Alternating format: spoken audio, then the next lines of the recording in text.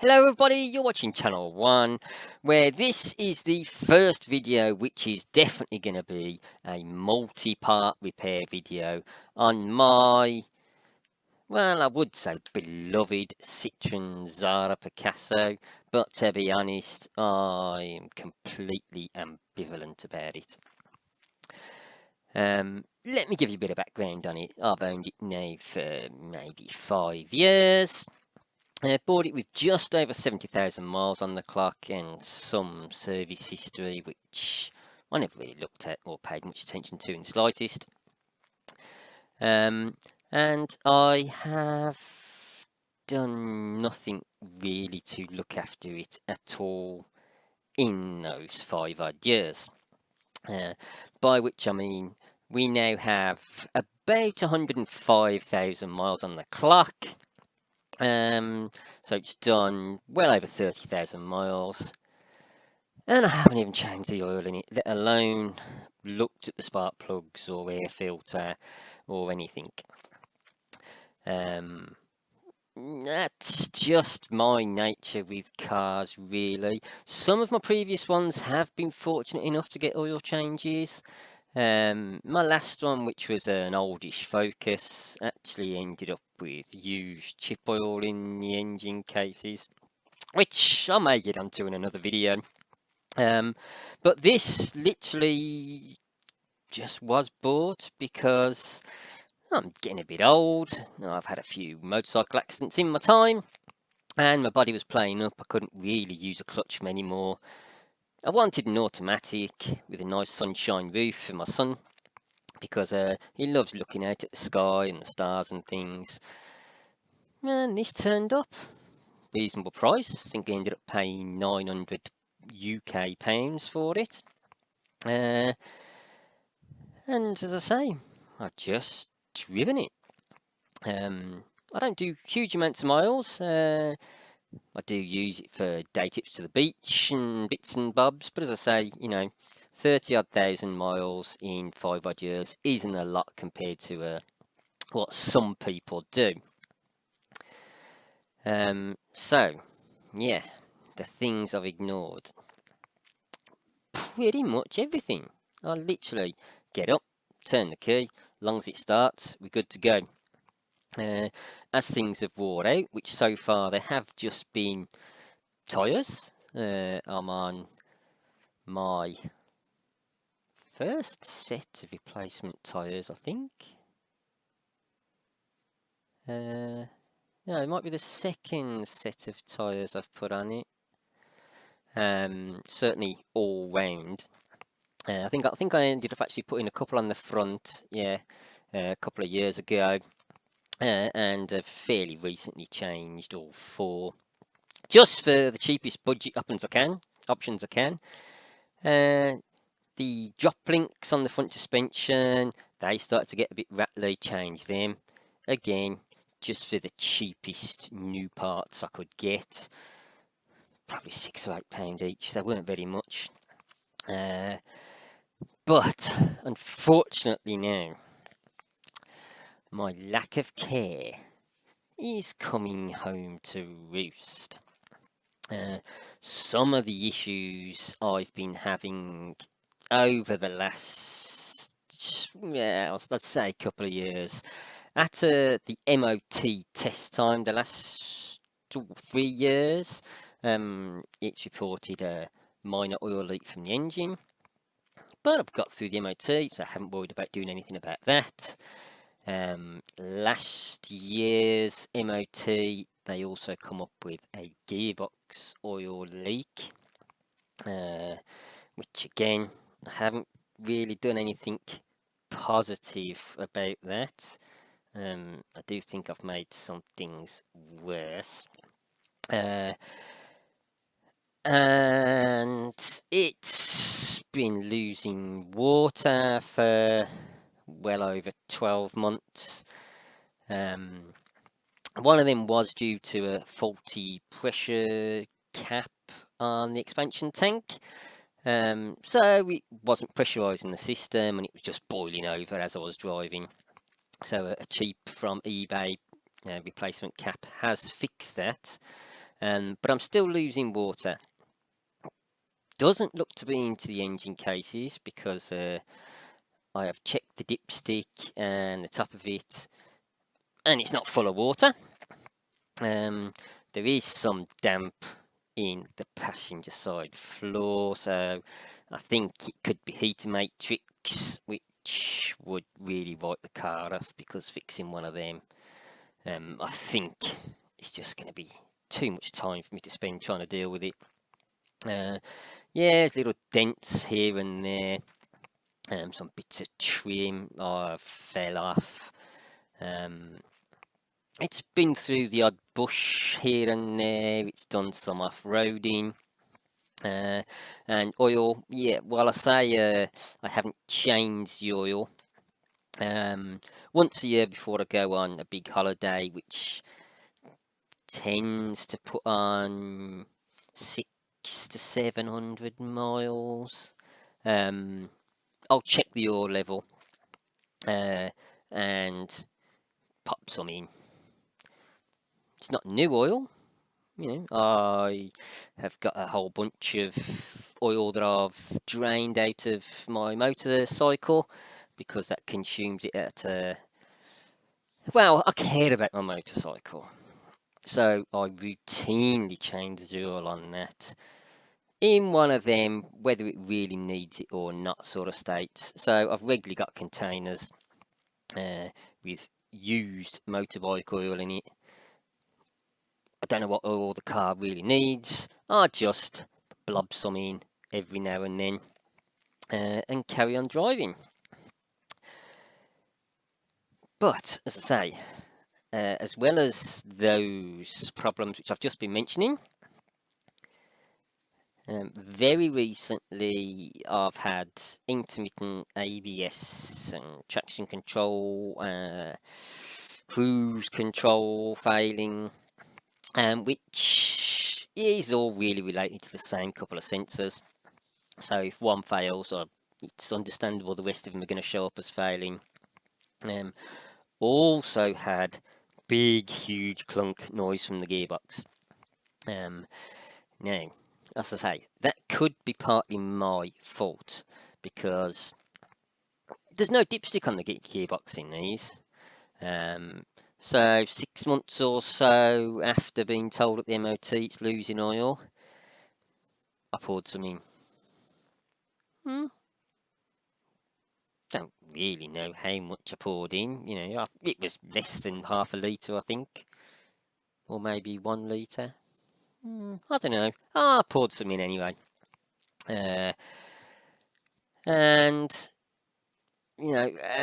carried on driving then, no problems at all. But yes, the other week, big clunk, and it started pulling off in second rather than first. I got a gearbox warning light come up on the dash, so I squirted a bit more oil in to the gearbox, which has kind of compounded the problem. I think I've actually got too much in there, because when the engine's cold, it does seem to drive okay, but once it's warmed up, that's when I start getting a lot of the selection problems. So I think there's too much oil in there, and it's frothing up, and they're not being able to get the pressure in there to change the gears. But I don't really know. And as I say, I know there's a drain plug on the bottom of the engine. It doesn't seem to have the plug-in, which from what I found on the internet it needs, where there should be an inner bolt, which is the level bolt. You take an inner bolt out and fill the gearbox up when it starts pouring out the level bolt hole, put that in, and there's a drain bolt on the outside of that. I only seem to have the one big bolt which just drains the oil out of it, so I haven't really looked at that yet. But the ABS and traction control, because them lights do come on, and I am due an MOT soon, I now need to look at those. The water issue, well, it's not going to fix itself, I know, but Yeah, I can keep an eye on it, keep topping it up and just bailing it out to the passenger side if it gets too bad.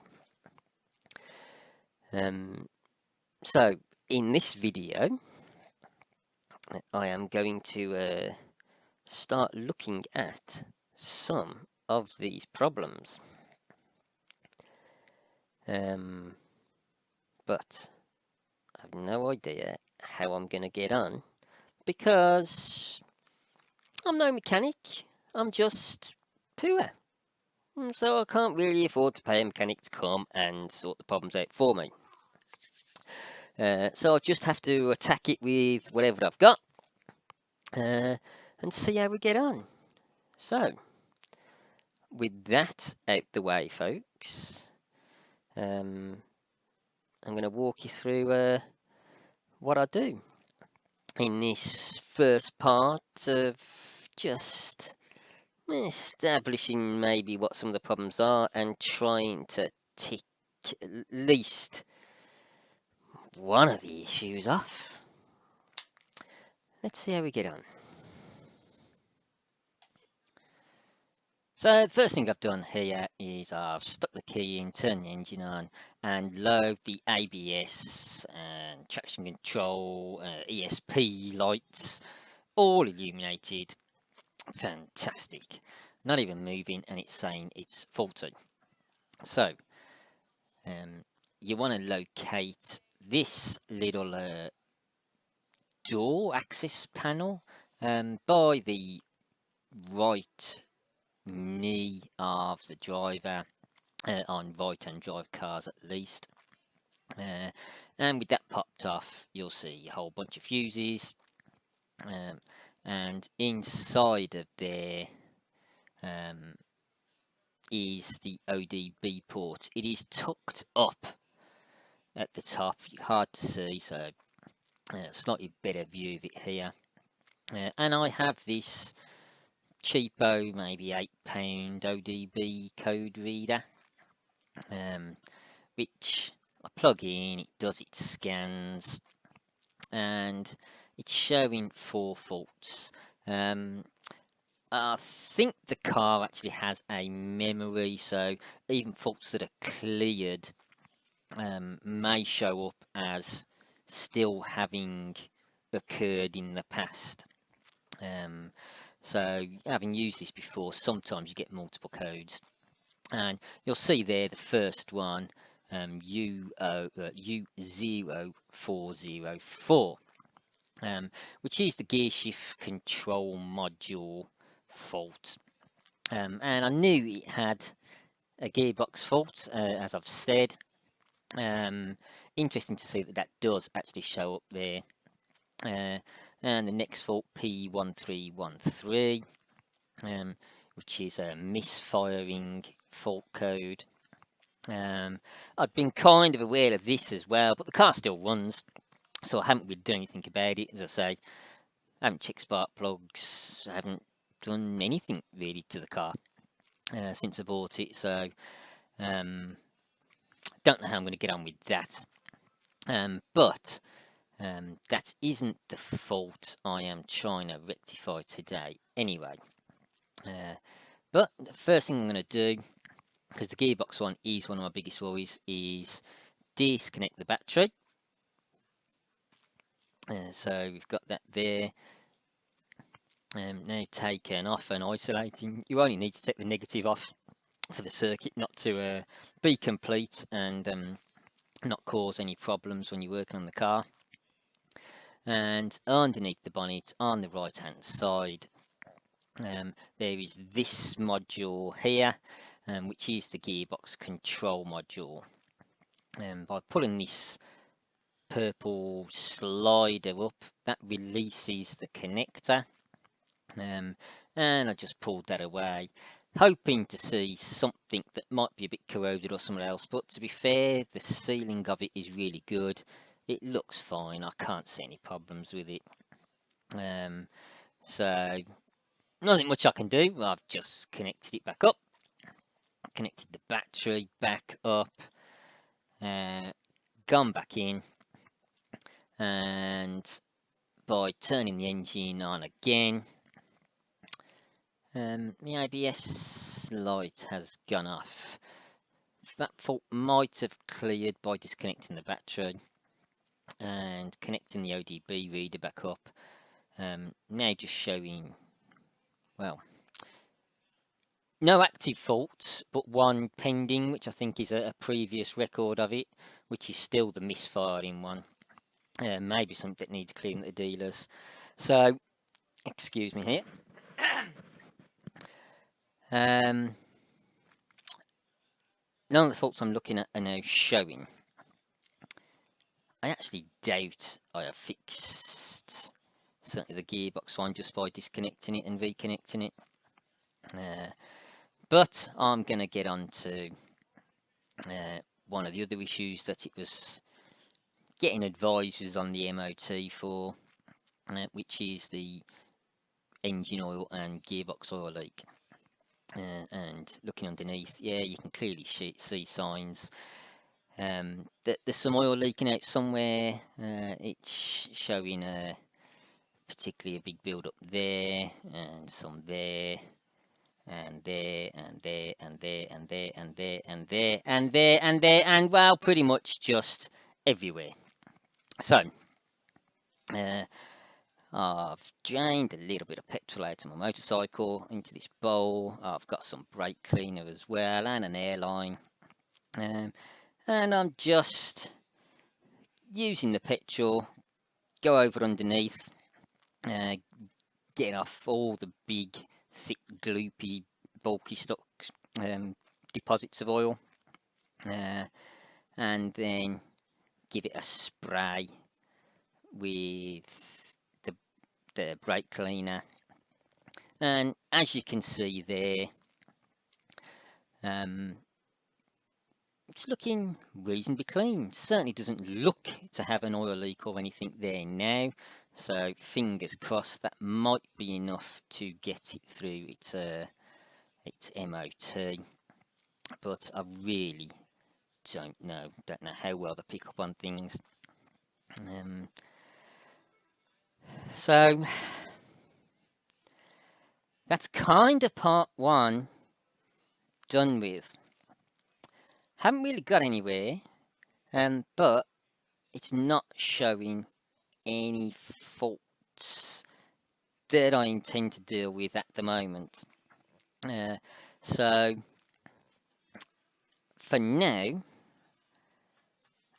I'm gonna leave it at that, folks. I'm gonna take it for a little drive, see what happens.